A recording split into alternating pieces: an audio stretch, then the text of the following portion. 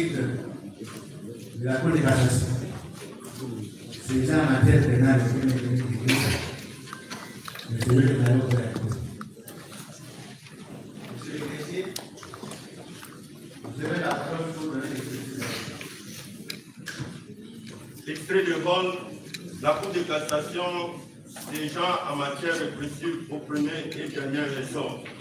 Appelle à son audience publique de ce mercredi 23 juillet 2025 l'affaire suivante. Dans les chambres réunies, le président Kibamba, FP22 CR, affaire, ministère public contre M. Constant Moutamba Ngunga. C'est tout, Monsieur le Président. Merci beaucoup.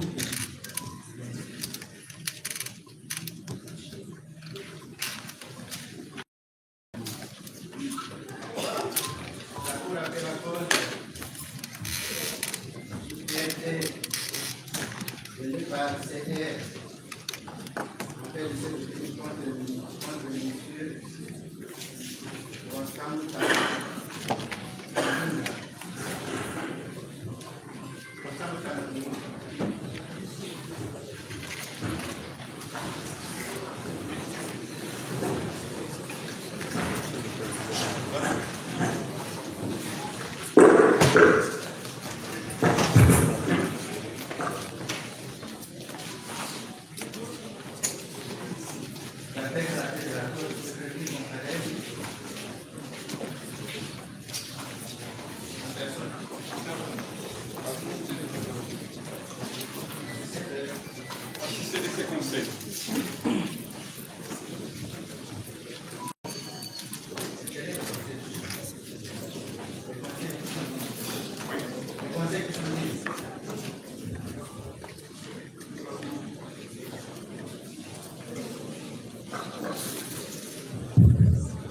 Je vais venir Jean-Paul Kibéné, je vais venir Jean-Paul Katanga, avocat pour Guago, pour l'appel de la Gombe et des Gola.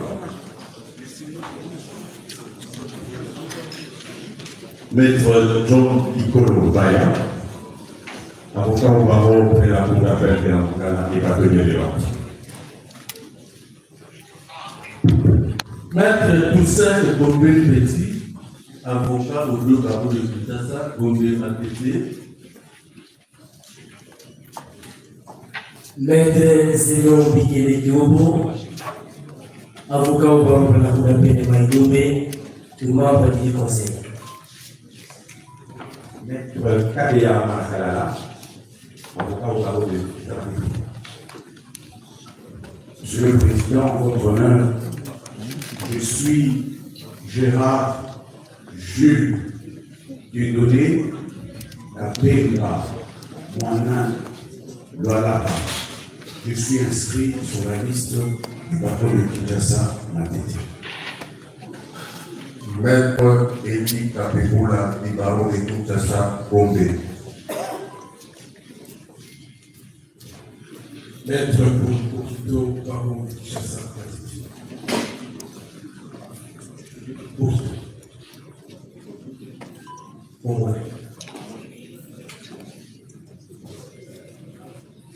Maître Patrice Emery, Kastongo, Ngoyi, Kiana, avocat prêt à vous appeler de Kinshasa Matete. Maître Eric Pamanaï, avocat au barreau de la Cour d'appel de Kinshasa Gombe. Eric Pamanaï. Maître Kabon Kochi, avocat au barreau de Kinshasa Gombe.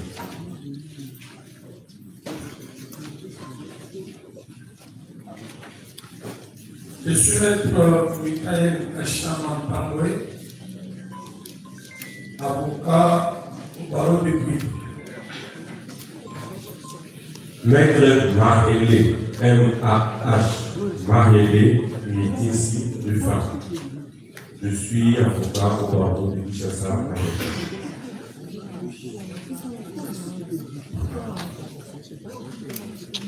Maître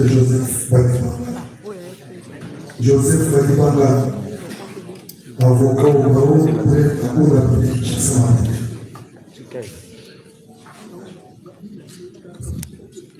Maître Michel Mouteba Babeda, avocat au barreau de Kinshasa Maté.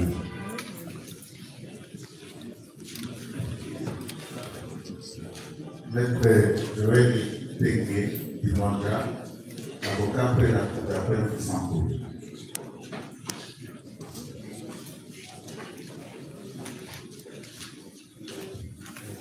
Défense conjointe. Défense conjointe de Maître Lotouyor et le Mike. Maître Lotouyor et le Mike. Nous sommes avocats sorciers par votre la personne pour défense conjointe.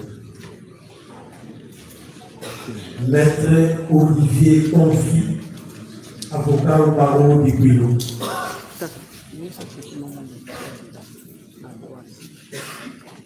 Condé Waboma, avocat près des Bourgades.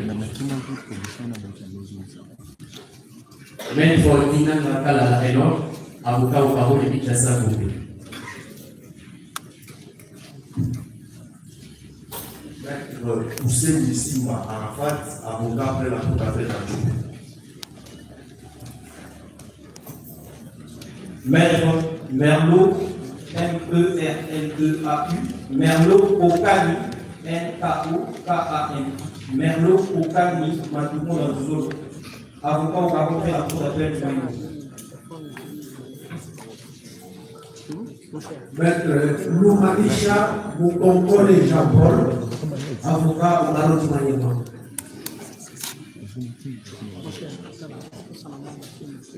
Maître Patrice Chaud, avocat au barreau de la cour d'appel du Sanko.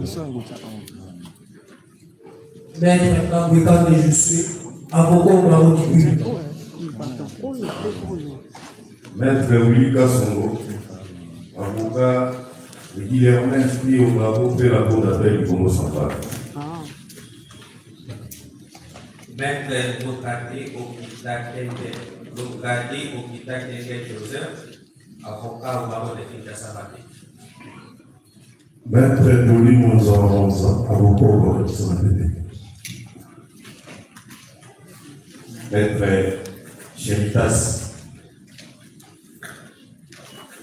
Maître Chéritas Mwamba Kalala, avocat à la cour d'appel de Kinshasa Maté. Maître Moïse Pika. Maître Moïse Pika, avocat près la cour d'appel de Kinshasa. Emmanuel Christian, je suis avocat au barreau près la cour d'appel de Kinshasa Maté. Maître Eric Moussangiela Malango, je suis avocat au barreau de la cour d'appel de l'Équateur.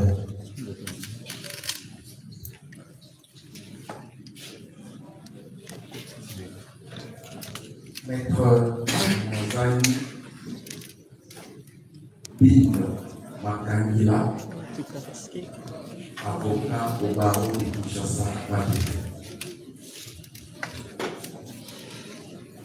Maître Trésor Bissam Mouaneke, avocat près la cour d'appel de l'Équateur. Maître Grace Maya Boy, avocat au barreau de Kinshasa Maté. Maître Issoura Ngombe Kumbu, avocat au barreau de la cour d'appel de Kinshasa Maté. Maître Kouilou Sapou Joël, avocat au barreau de Kinshasa Maté. Maître Lubanda Stéphane, avocat au barreau de Kinshasa Maté.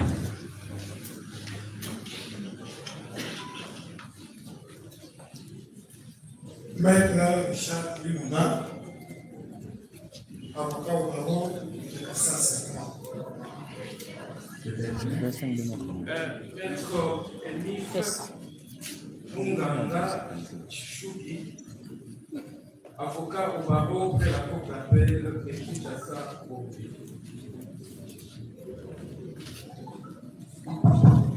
Comparé Maître Nkouini Sida Liben, avocat Barreau pris la cour d'appel de Kinshasa. Maître Nkouini Sida Liben, avocat Barreau pris la cour d'appel de Kinshasa. NKWIND. Comparé Maître Olivier Mourou, avocat Barreau de la Tchapa. Maître Kabukala Mbongo, avocat au barreau près la cour d'appel de Maïko. Maître Joyce Issio, avocat près la cour d'appel de Kinshasa Matete. Maître Augustin Bakama, avocat au barreau de Maïko. Maître Kevin Taoma. Maître Kevin Taoma, avocat au barreau de Kinshasa Matete. Maître Eli Wazuma, avocat au barreau près des cours d'appel de Kinshasa Matete et du Congo central. Comparé Maître Longonia Kouloumou Edi, je suis avocat au barreau près la cour d'appel de Maïko.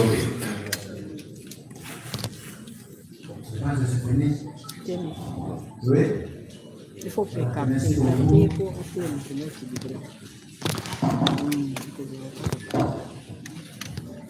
On va se montrer ça la procédure. Il faut constater que la procédure est bien. Si le ministre n'est pas là, il était question que les avocats puissent imprégner les PV et tous les pièces du dossier. Je pense qu'ils ont fait.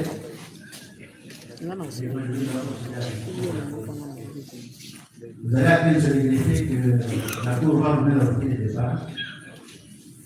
Le gouvernement interviendra à la position. Et la Cour fait le plus résumé de ce qui s'est fait à Fabien et à niveau membre. Disons qu'à l'audience passée, la Cour a procédé à l'identification du prévenu. Et a suivi l'exposé des faits par le gang de la loi. Les avocats avaient estimé que, n'ayant pas compulsé le dossier, il fallait qu'il leur soit donné l'occasion de pénétrer le dossier pour un procès qui a ce qu'il fut fait. Donc pour aujourd'hui, nous commençons les sciences de la cause.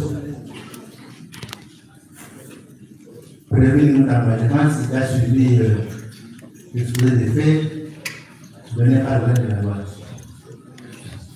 La Cour va vous poser la première question. Est-ce que vous reconnaissez le fait présenté par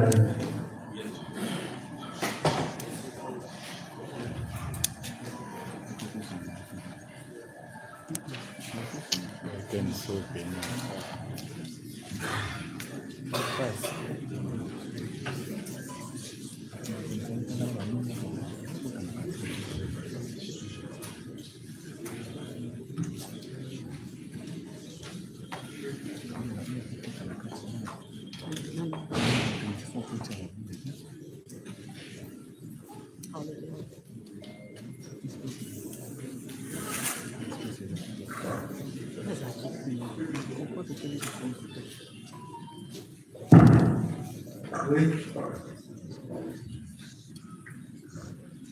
Vous avez demandé à un autre.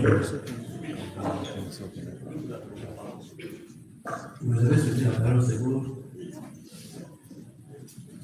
Oui, d'accord. Merci beaucoup, Monsieur le Président. Nous savons que nous avons porté cours et disposé à instruire ce dossier. Mais cela ne nous empêche pas de commencer par ce que nous considérons comme exception, avant de permettre à ce que votre cours puisse commencer cette instruction. Si vous serez d'accord avec nous, à ce que nous puissions commencer ces exceptions, nous pouvons déjà commencer à l'exposer. Monsieur le Président, honoré membre de la Cour, Monsieur Monsieur le procureur général, d'entrée de jeu, nous allons solliciter d'abord de votre intelligence. Votre intelligence, pourquoi? Puisque nous sommes venus devant vous pour plaider une cause que nous considérons comme une cause noble. Et lorsqu'on plaide pour une cause noble, il y a la tête qui part, mais il y a également le cœur qui part. Et cela ne se capte pas à l'art, ce qu'on appelle la plaidoirie. Et quand nous avons parlé avec notre tête, l'intelligence, nous avons parlé également avec notre cœur, puisque nous sommes humains. Nous avons également demandé à votre cour, qui est composé des éminents magistrats, que cette cour nous accorde également l'intelligence, les connaissances de ce monde, mais également le cœur, puisque dans un jugement, il y en a toujours les connaissances, mais aussi il y a les sentiments. Pour que dans cette cause, nous puissions éloigner celui qui est présenté devant vous aujourd'hui comme un détournaire de l'union publique, qui incarne l'espoir de toute une jeunesse. Donc, l'unique. Merci beaucoup, votre honneur. Comprenez, nous ne sommes pas nommés les philosophes et les poètes. Vous avez demandé la parole pour les exceptions, pour la grosse exception et pour les. Nous sommes entendus. Il ne faut pas louer les gens ici. Tout le monde a la voix, il faut et ainsi de suite. Présenter des exceptions, la cour voilà. Merci beaucoup, votre honneur. Nous faisons que nous conformer à ce que nous connaissons de l'art de pays. Si cela ne vous arrange pas, Monsieur le Président, nous revenons sur l'essentiel. Nous sollicitons, et c'est ça le moyen, nous sollicitons la nullité. Nous voulons que la Cour constate la nullité de la présente action. Cette nullité, nous la tirons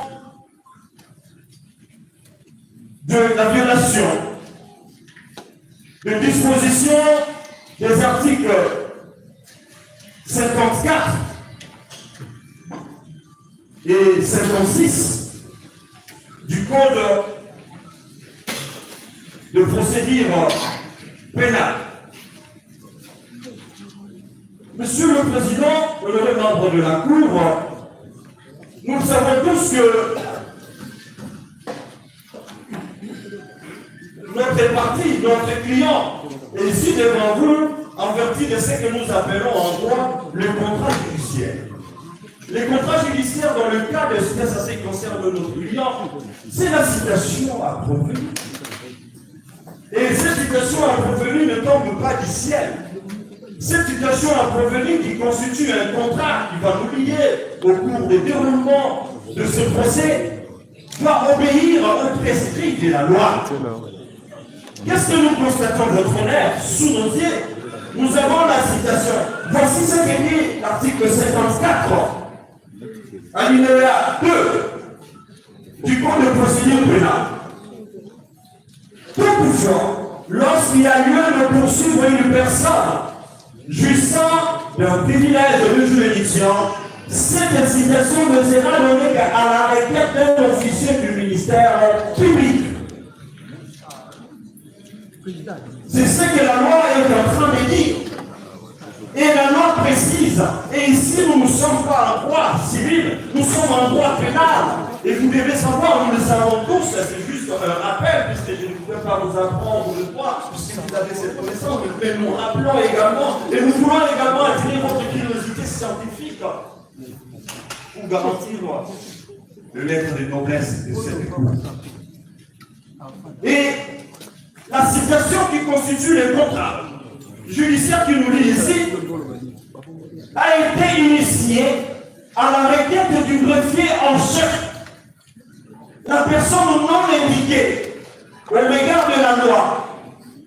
Quelle est la ratio legis? La loi fait à ce que le ministère public qui a eu le temps d'instruire ces dossiers pendant la phase préjuridictionnelle puisse s'assumer devant vous. Comment il va s'assumer? En portant ses accusations et il va initier cette requête à provenir. C'est-à-dire, cela relève que de la compétence de l'organe de poursuivant, à moins que nous puissions créer le droit, un nouveau droit au Congo, et que les greffiers en chef se portent également comme l'organe poursuivant. Mais tel n'est pas le cas. Si c'était le greffier en chef, l'organe poursuivant, on ne verrait pas la présence du parquet général.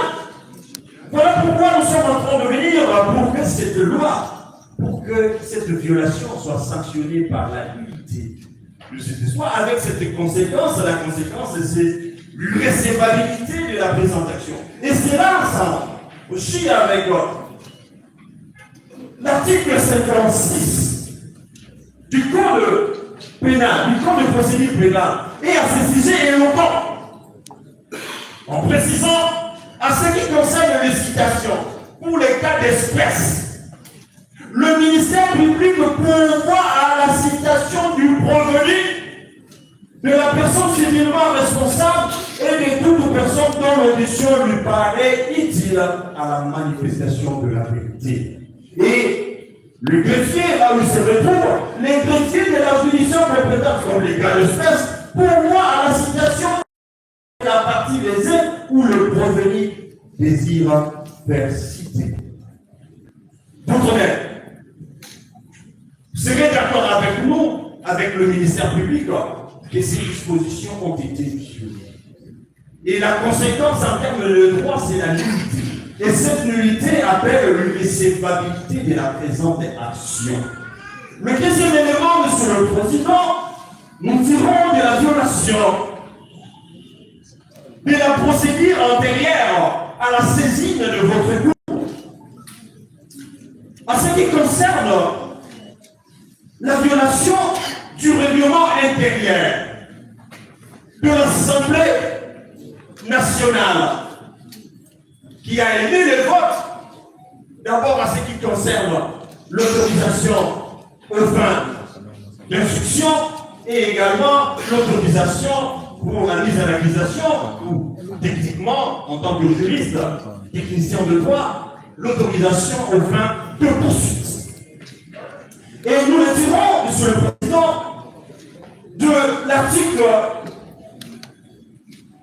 237 du règlement intérieur. En l'intention de la Cour, je crois que c'est l'alinéa 3. Voici ce que dit le règlement qui est une loi. La décision d'engager le poursuite ainsi que la mise en accusation de membres du gouvernement autre que le Premier ministre est votée à la majorité absolue de membres composant l'Assemblée nationale suivant les dispositions de l'article 97 du présent règlement intérieur. Alors que dit l'article 97? L'article 97, alinéa 5, dit ceci. En cas de délibération portant sur une personne, le vote s'effectue par bulletin secret. Ce n'est pas moi, je ne suis pas député national. Vous voyez, quand on fait des choses telles qu'on est en train de le faire, Dieu est grand. Et le reste est toujours pour ses enfants des failles. Et à travers ces failles, nous allons démolir l'œuvre inventée par le procureur général. Le procureur général, qui est le garant de la loi, le garant du respect de la loi, mais ne s'est pas rendu compte. Puisque en réalité, il faut amener Moutamba devant la Cour de cassation. Et à moins qu'on nous dise que Constant Moutamba que nous sommes en train de défendre aujourd'hui ne soit pas une personne. Nous avons suivi, Monsieur le Président, dans mon téléphone ici, nous avons suivi à travers la RDC à ce qui concerne l'autorisation aux fins d'instruction, à ce qui concerne l'autorisation aux fins de poursuite ou de mise en accusation, nous avons tous des vidéos. Comment c'est ça qui commence à se dérouler? Qui sont pour, qui sont contre. Est-ce qu'il s'agit ça d'un bulletin secret indiqué au niveau de l'article 97 alinéa 5. Et reconnaître sur ce point, sur cette preuve, je ne vais pas vous apprendre. Il suffit de demander à n'importe quel journaliste qui est dans la salle. Aujourd'hui, d'ailleurs, nous avons cet avantage. Le numérique, la loi sur le numérique nous aide également à avoir de preuves là-dessus. Vous pouvez même ordonner, même à n'importe qui va vous montrer cette vidéo, comment le président de l'Assemblée nationale était en train de conduire, et jusqu'à ce qu'on puisse procéder à ces votes qu'il viole. Votre honneur, quelle est la ratio legis? Pourquoi le législateur a voulu, à ce que, lorsqu'il s'agit de voter, à ce qui concerne des personnes, pourquoi ça doit être un bulletin secret? C'est pour éviter les sentiments négatifs. Et c'est que un ancien président de l'Assemblée nationale disait, nous c'est à la capitale à traiter. Pourquoi, puisque lorsqu'on est devant un bulletin secret, on le fait en âme et conscience. Et non, on le fait de cette manière-là, avec beaucoup, je ne sais pas, je me réserve de dire le mot que j'avais à dire. De manière qu'on l'a fait là, ça ne garde pas. Et la conséquence de ça, c'est quoi? Lorsque la procédure antérieure, avant précision, tout ce qui a suivi, au cours, tout ce qui est comme conséquence derrière ces fautes qui violent la loi, la conséquence, c'est d'ordonner la nullité, de constater. Et lorsqu'il y a la nullité, il n'y a plus de marche. Vous demandez au parquet général de la Cour de cassation, merci de nous avoir visité et de récupérer ce dossier et de montrer chez lui. Et c'est là, c'est de recevabilité sous réserve de être complété par le membre du collectif. Vous étiez sur quoi? Vous étiez incomplet. J'étais incomplet. Sinon, si je n'étais pas incomplet, je ne serais pas complété par les autres. Je suis incomplet, je suis là.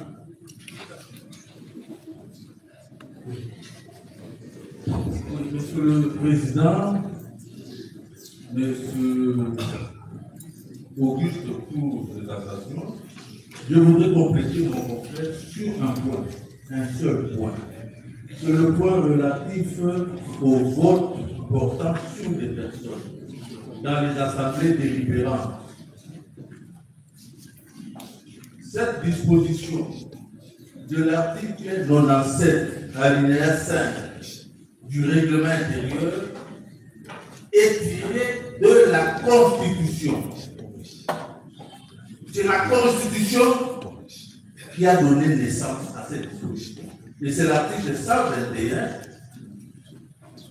le dernier alinéa de l'article 121 de la Constitution, dit ceci. Toutefois, en cas de délibération portant sur des personnes, le vote s'effectue par bulletin secret. Le vote s'effectue par bulletin secret. En droit, l'indicatif oblige. Le vote doit se faire par bulletin secret. Merci.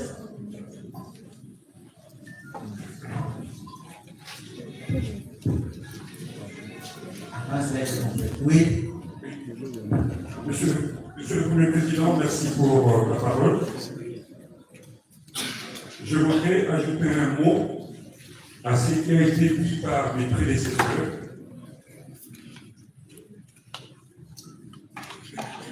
Oui, allez-y. Oui, je voudrais ajouter un mot à ce qui a été dit par mes prédécesseurs, Monsieur le Président de la Cour, Monsieur le représentant de l'organe de la loi, pour débattre avec le procureur général. Mon mot porte ou est relatif à la nullité de l'action pour défaut de parachèvement des instructions. Vous conviendrez avec nous que l'article 83 de la loi sur la procédure devant la Cour de cassation oblige, je dis bien oblige, le procureur général à parachever une instruction. Une instruction préparatoire avant de fixer les dossiers devant votre haute cour, pour ne pas dire devant la juridiction du juge. En effet, nous avons été surpris, en violation bien sûr de l'article 83, qui dispose que si le procureur général estime que les faits sont suffisamment concordants et relevants, il adresse un réquisitoire à l'Assemblée nationale aux fins d'obtenir l'autorisation de poursuivre qui lui permet de parachever une instruction préparatoire. Or, en ce qui concerne notre cas, pour ne pas dire le cas de notre client, il y a lieu de signaler à votre haute cour, votre haute cour, garant de la légalité de l'instruction préparatoire n'était pas encore parachevée.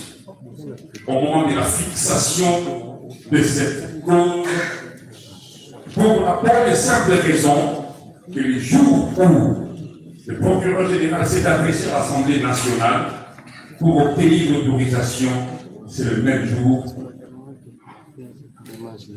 qui a fait l'objet d'une invitation de notre client pour poursuivre l'instruction en vue de sa finalisation. C'est qui nous assure, qui a surpris tout. Les invitations sont là, nous allons les déposer, vous allez constater que notre client était rappelé pour la finalisation ou bien pour le parachèvement de l'instruction. Après avoir obtenu l'autorisation de poursuite, l'organe de la loi ne va plus appeler pour parachever, mais comme l'indique l'article 83. Face à cette situation, qui est une situation pour nous, nous considérons des violations de la loi, la Cour de cassation devra, votre Cour devra constater que cette façon de faire les choses viole la procédure consacrée et par conséquent, il devra en tirer toutes les conséquences de l'ordre. Après la Cour de cassation, nous ne voyons pas une autre Cour qui peut nous sécuriser par rapport à cette garantie que nous avons. Merci.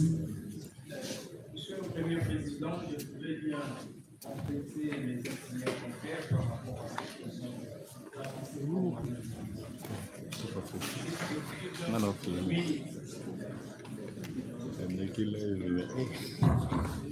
Monsieur le Premier Président, j'étais en train de dire que je tenais à compléter les estimations concrètes par rapport aux moyens des droits qui sont. Et là, Monsieur le Premier Président, mon propos est fondé sur des prescrits constitutionnels. Vous, en tant que gardien de la loi, vous êtes en même temps, n'est-ce pas, juge de la légalité, de sorte que tout acte qui peut être posé en violation de la loi ou en marge de la loi, vous êtes là pour en tirer toutes les conséquences des droits qui en découlent, à savoir la nullité, bien sûr, pour le cas sous-étant. J'étais en train de parler et dire que tous les moyens légaux qui ont été soumis à votre autorité ont un fondement constitutionnel. Et là, je suis à l'article 19 de la Constitution. Vous connaissez la loi, mais je voudrais quand même répéter ces prescrits pour que cela soit entendu une fois pour toutes. En effet, cet article 17, nul ne peut être poursuivi, arrêté, détenu ou condamné qu'en vertu de la loi et dans les formes qu'elle prescrit. Je voudrais m'arrêter à cet alinéa qui est le deuxième de cet article. Et Monsieur le Président, puisqu'il vient de vous être clairement expliqué que notre client est à ce jour poursuivi non conformément à la loi, puisqu'il y a une violation de celle-ci. Et la conséquence, c'est laquelle? C'est de recourir à cet article. Et vous allez cristalliser ces comportements fondant sur cet article pour dire tout simplement qu'effectivement, cette procédure doit être sanctionnée par une nullité fondée sur la violation d'une disposition constitutionnelle. Et là, Monsieur le Président, on n'a rien à entendre. Nous voudrions bien que vous puissiez nous faire cet honneur, que vous ne puissiez pas nous décevoir, parce que la loi reste la loi.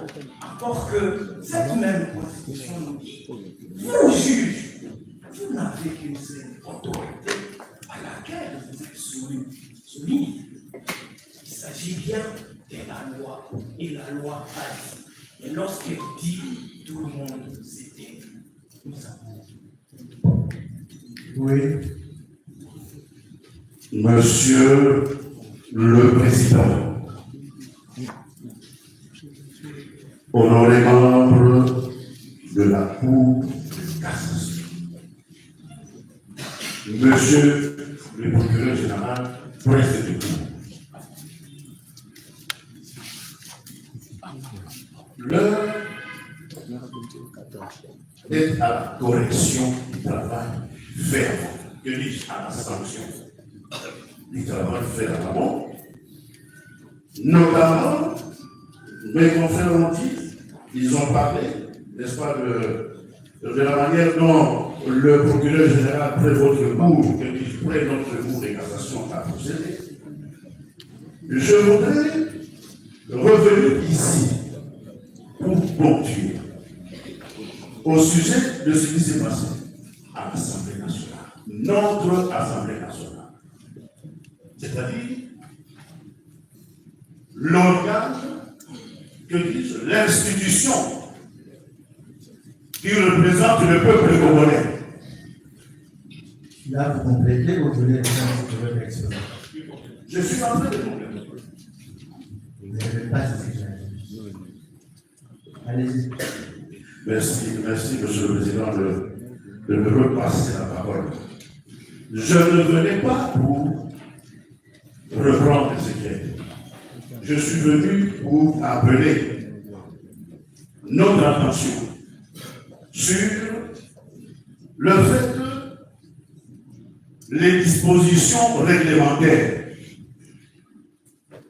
auxquelles l'Assemblée nationale est soumise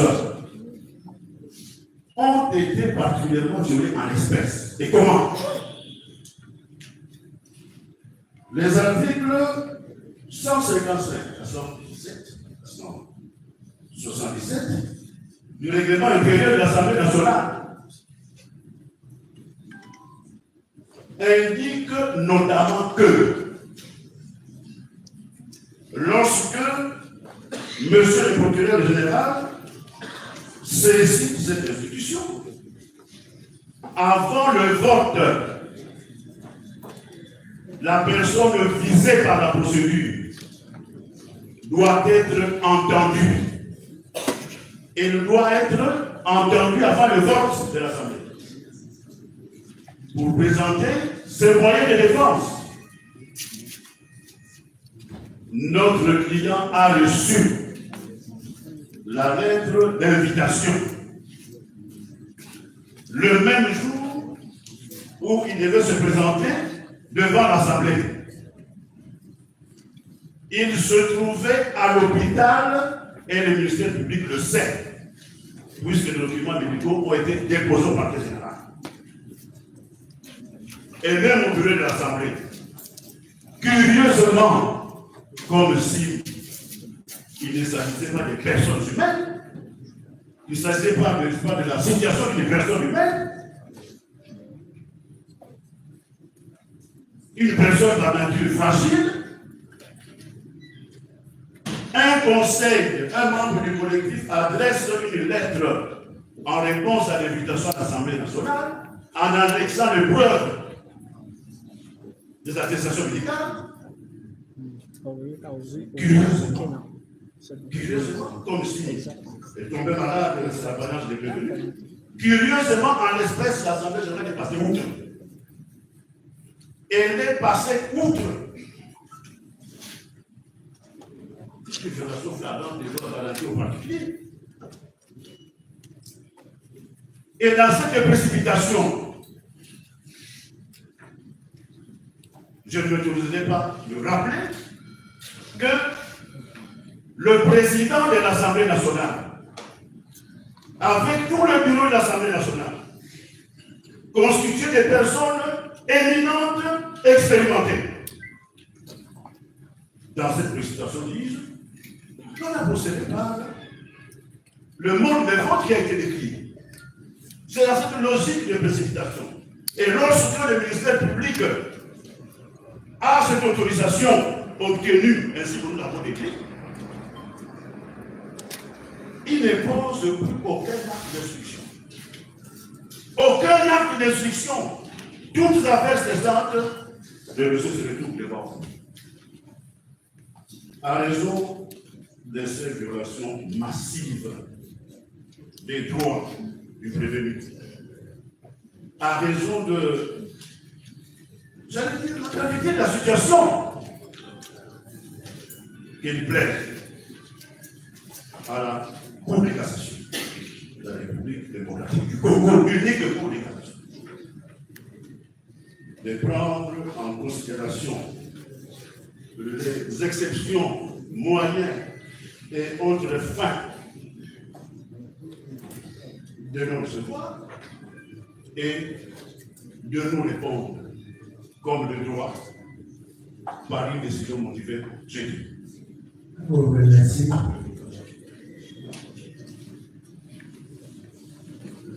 Je pense qu'on a disposé. Vous voulez encore intervenir? Il a disposé. Merci, monsieur le président. Juste pour compléter. Après avoir disposé, vous allez compléter. Juste pour compléter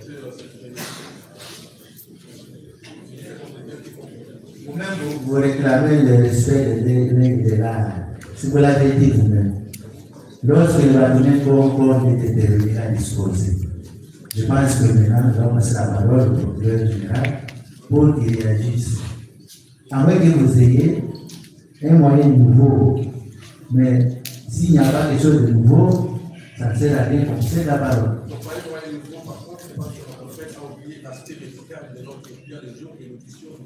Bon, vous avez déjà disposé la parole au bas de la loi.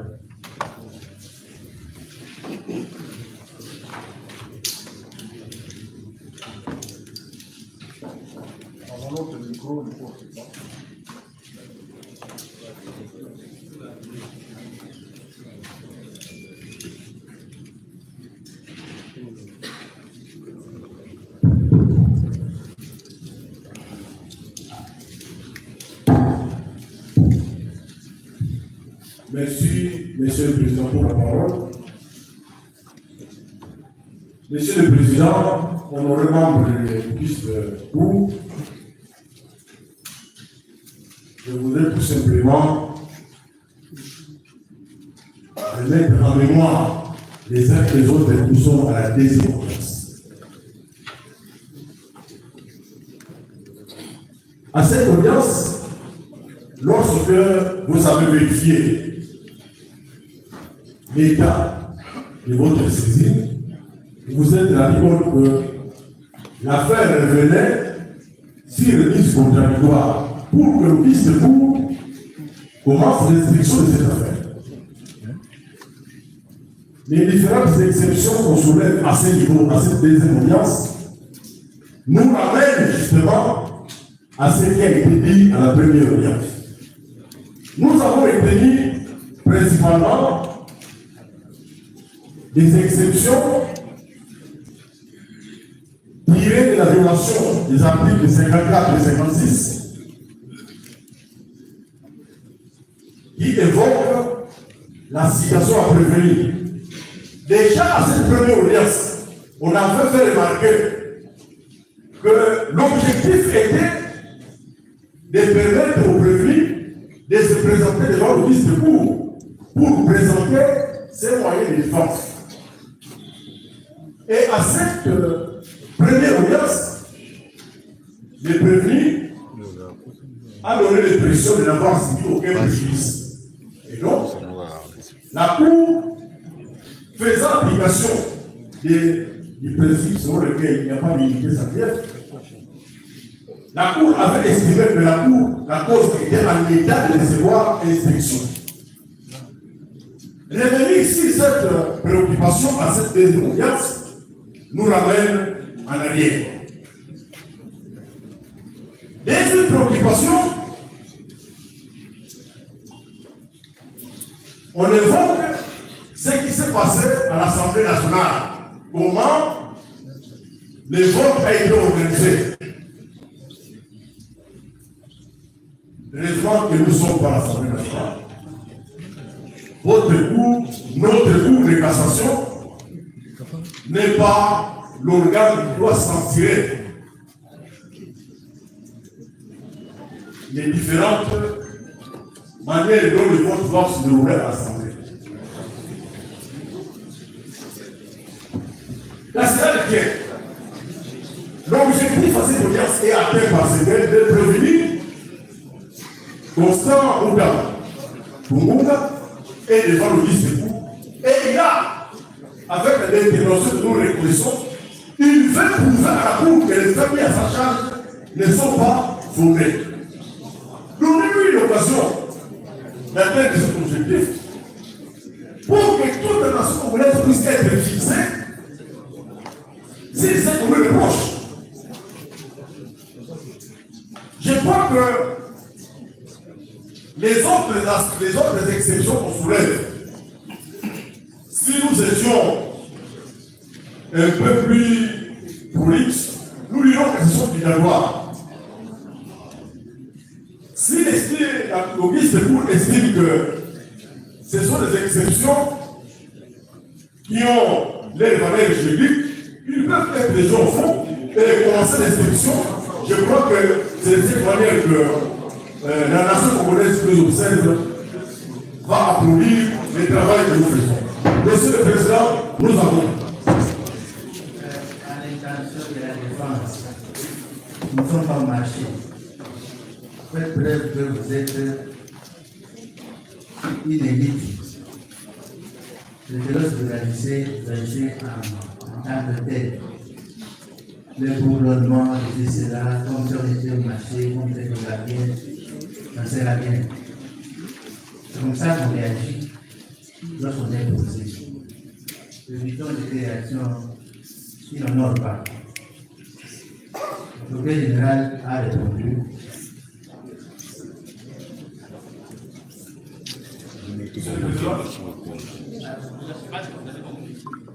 Il y a un aspect qui n'a pas été pris en compte.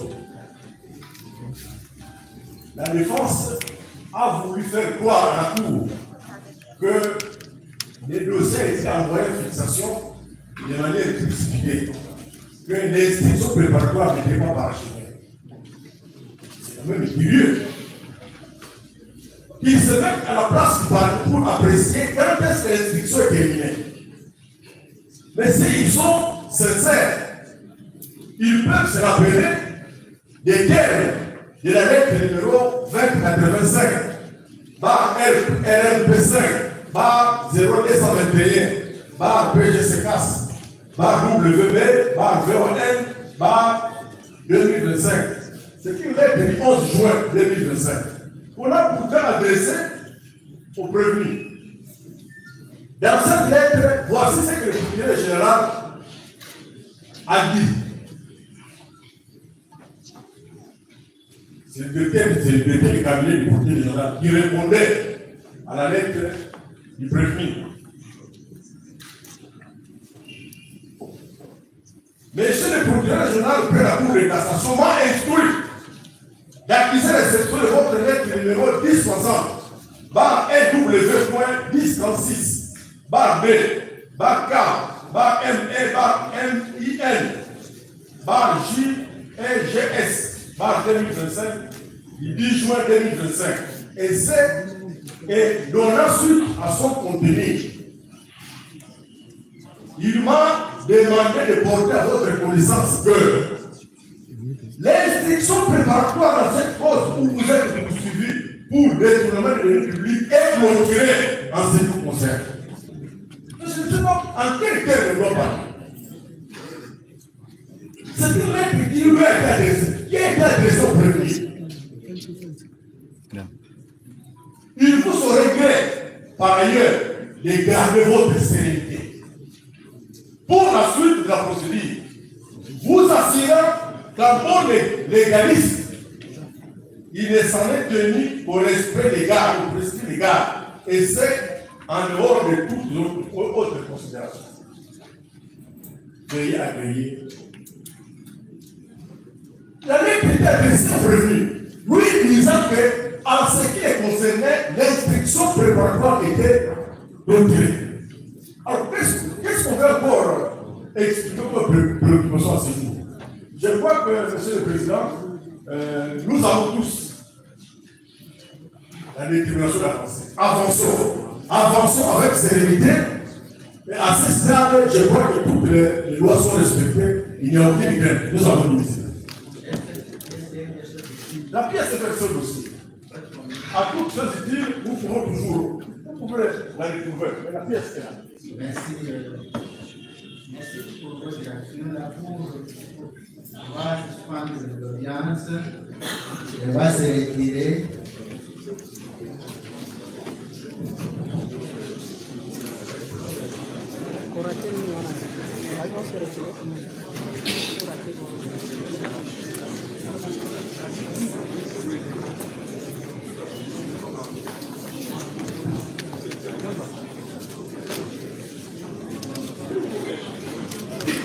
Bien, on va donner la parole à deux avocats, deux seulement. Vous réagissez? Deux. Pas plus.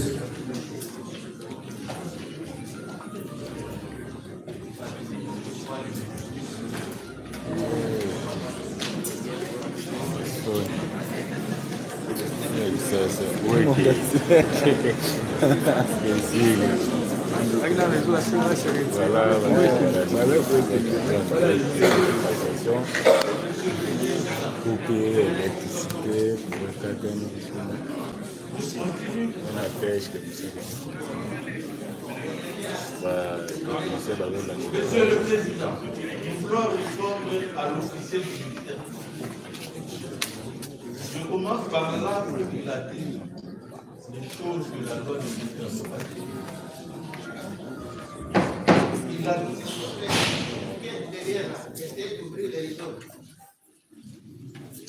Ouvrez les rideaux, on va mettre les lumières.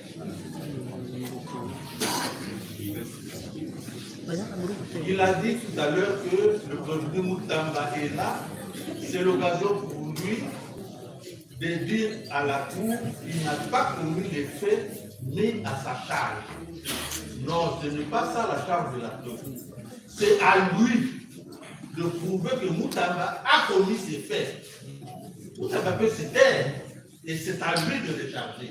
C'est à lui de démontrer que Moutamba a commis les faits mis à sa charge.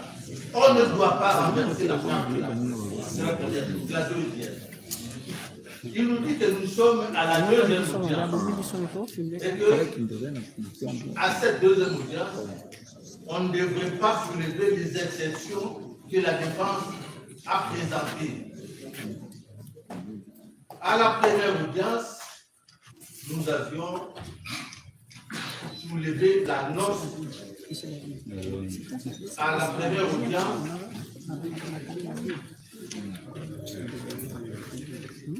À la première audience, nous avions soulevé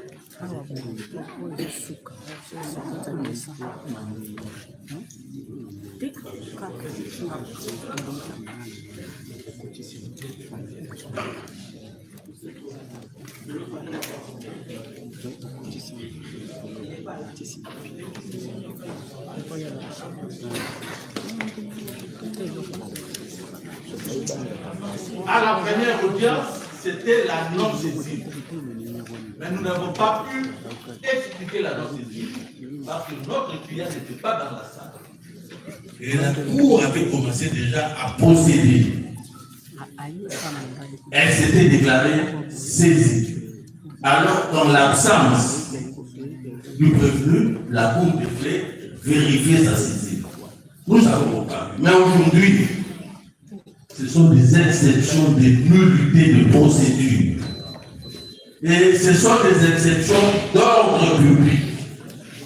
Et ces exceptions d'ordre public, on les soulève à tout moment, à tout instant des procédures, et même pour la première fois devant la Cour de cassation. Siégeant comme juridiction de cassation. Donc, la réplique du parquet général ne tient pas la route. Et puis, je vous demande de joindre au fond. Non, ça c'est de la paresse. Je retire le mot. Je retire. Monsieur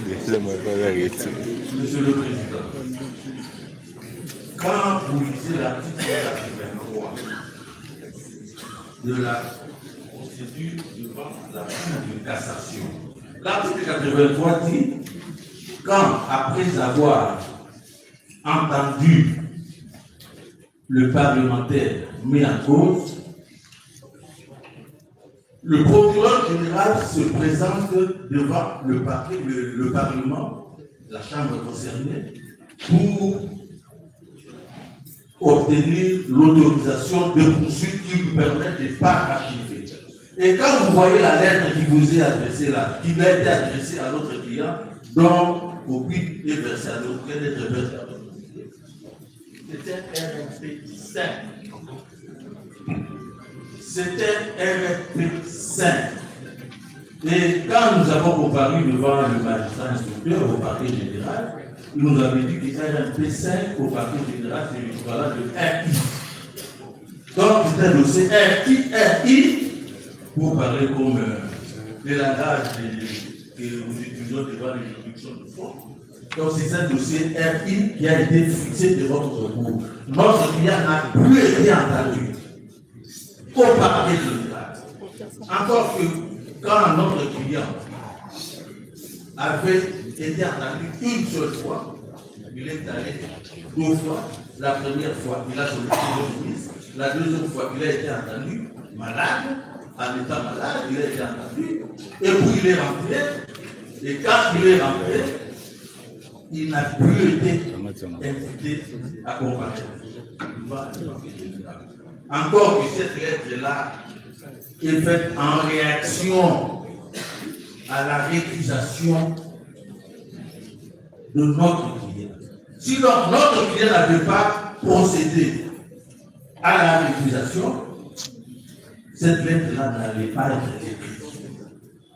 Donc c'était ça. Alors nous disons que c'est de manière précipitée que la Cour de cassation a décidé. Le dernier a été Monsieur le Premier Président, nous répondissons parce que nous devons éclairer, je dis bien éclairer, non seulement l'opinion, mais on a l'impression que certaines personnes qui ont instruit les dossiers ne se souviennent plus. C'est comme ça que nous réagissons. Monsieur le Premier Président, Monsieur Biakou, Monsieur le Procureur général, nous sommes le 6 juin devant l'officier ministériel où notre client comparaît, où il dépose. Il a entendu le 6 juin, notre client, les PV, sont versés dans les dossiers, sont très heureux. Un vendredi, il reçoit vers 21h, 21h, 22h, une invitation pour le lundi. Le 9, pas le 7, pas le 5, pas le 4, le 9. C'est le 9 que je voulais présenter sur la cour. Qui sera rédiger la lettre sollicitant constatant l'indisponibilité de notre client qui était malade, parce que le 9, il devait comparaître devant l'office du ministère pour le parachèvement des sociétés. Et ce même 9, il y a au niveau de l'Assemblée nationale les dépôts qui apportent. On est serein, nous sommes sereins. Nous commençons les 6. Les clients étant entendus, ils promettent de déposer les pièces. Les PV sont très élevés. Parce que c'était la première comparaison que les clients posent des questions et disent oui, il y a ça. J'ai promis. Et le ministère public, comme ils sont conscients de la poursuite de l'instruction, il lui donne séance tenante une invitation. On n'est pas dit les mandats de comparution pour les 9. Et c'est le même 9 que nous adressons, nous, la lettre, accusée. Donc, oui, déposée auprès du ministère public en fonction de tout ce qu'il y avait comme élément, démontrant les disponibilités du fait de la maladie. Et c'est le même 9 qui a été. Et la lettre, c'était lue par le ministère public. Comme l'a dit, mais comme vous l'avez dit, c'est une création de la procédure d'exécution qui a été initiée. Après, nous voulons tout simplement que votre cours qui sécurise tout le monde, non seulement vous, nous tous aussi, nous sommes sécurisés par les cours, c'est rendre compte des évidences. Parce que si votre cours nous insécurise, nous insécurisons, jamais ça c'est nous. Vous êtes là pour garantir la légalité. Vous êtes là pour garantir pour tous les citoyens.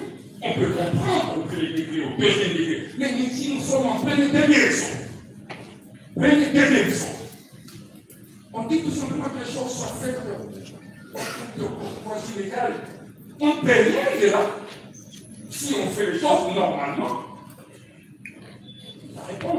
Mais vous avez devant vous. On l'a dit. Nous ne sommes pas au niveau de la non-saisie, mais pas que vous êtes déjà déclaré. Nous sommes au niveau plutôt. Démontrer que les exceptions que nous soulevons vont mettre dans la situation de prendre ces affaires en compte pour les prendre une décision. Et cette décision, nous disons.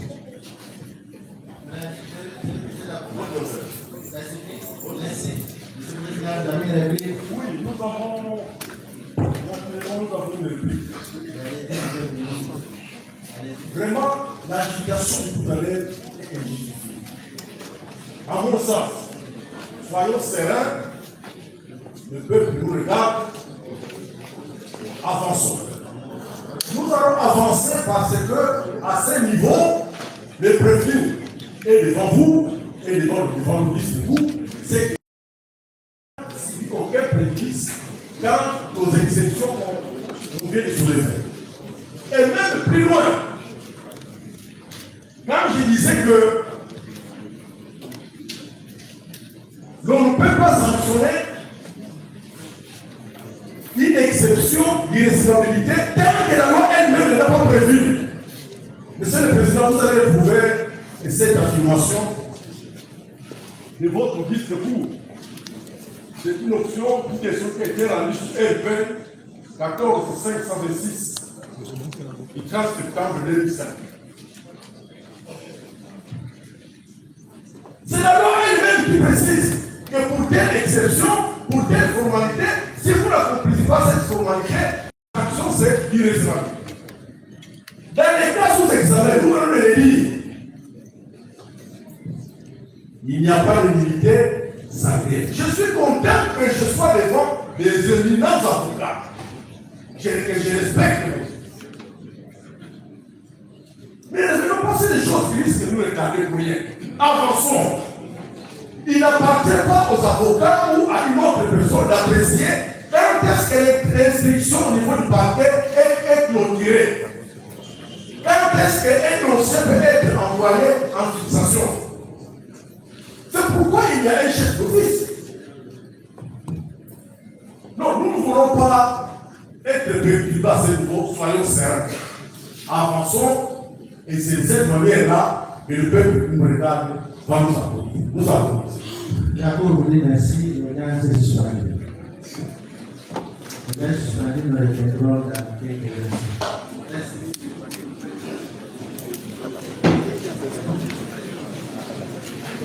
Voilà, donc restez connectés, restez en ligne, l'audience est suspendue pour quelques minutes.